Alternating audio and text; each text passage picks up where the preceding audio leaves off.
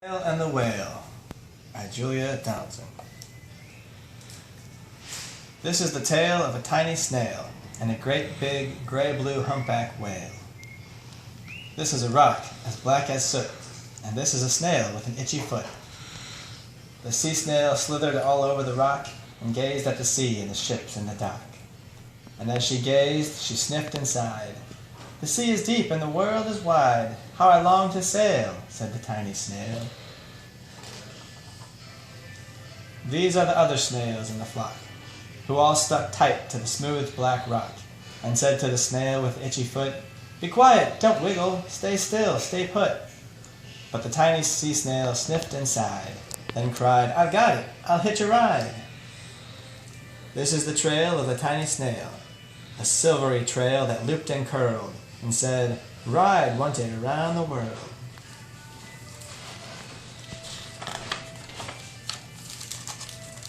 This is the whale who came one night when the tide was high and the stars were bright. A humpback whale, immensely long, who sang to the snail a wonderful song of shimmering ice and coral caves and shooting stars and enormous waves. And this is the tale of the humpback whale.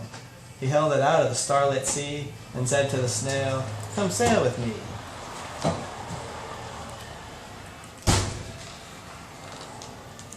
This is the sea, so wild and free, that carried the whale and the snail on his tail to towering icebergs in far-off lands, with fiery mountains and golden sands.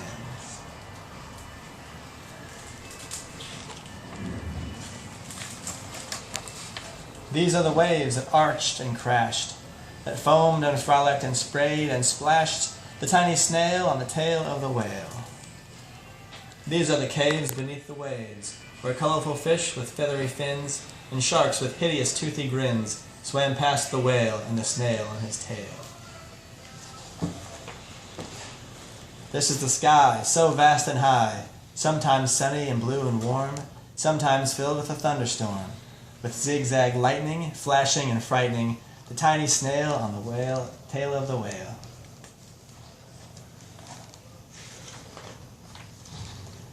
And she gazed at the sky, the sea, the land, the waves and the caves and the golden sand. She gazed and gazed, amazed by it all, and said to the whale, "I feel so small." But then came the day the whale lost his way. These are the speedboats running a race, zigging and zooming all over the place, upsetting the whale with their ear-splitting roar, making him swim too close to the shore. This is the tide slipping away. And this is the whale lying beached in a bay. "Quick, off the sand, back to the sea," cried the snail. "I can't move on land, I'm too big," moaned the whale. The snail felt helpless and terribly small. Then, "I've got it," she cried, and she started to crawl. "I must not fail," said the tiny snail. This is the bell on the school in the bay, ringing the children in from their play. This is the teacher holding her chalk, telling the class, "Sit straight, don't talk." This is the board as black as soot, and this is the snail with the itchy foot. "A snail, a snail!" The teacher turns pale. "Look," say the children, "it's leaving a trail." This is the trail of the tiny snail, a silvery trail, saying, "Save the whale." These are the children running from school, fetching the firemen and digging a pool, squirting and spraying to keep the whale cool. This is the tide coming into the bay. And these are the villagers shouting, "Hooray!" as the whale and the snail travel safely away.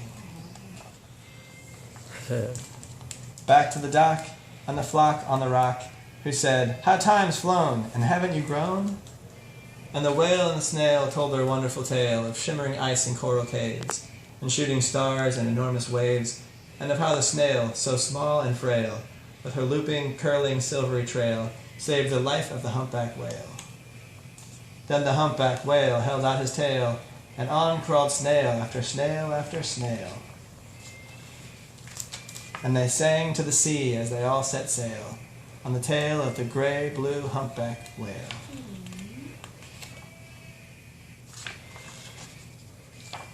The end. Do you want to say anything nice to Noah and Adela? Noah, Adela! Hope you enjoyed the story. I hope you're having fun over there. We'll see you soon.